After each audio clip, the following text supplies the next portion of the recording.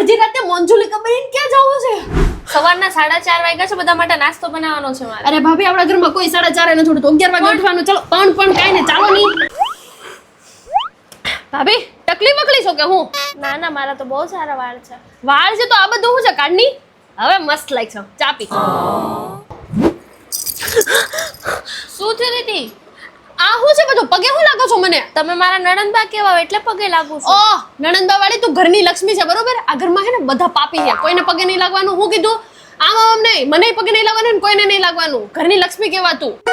ભાભી આ સાથની બાના સાથેની ગોપી બનીને શું રહ્યો છો? કેમ સારું નથી લાગતું? આમ આખો દિવસ ફુલાવર પાંદડા ગોબીન જેમ પત્તા બધા ઢકાયેલા હોય એમ ગમે? એના કરતા આ પહેરો.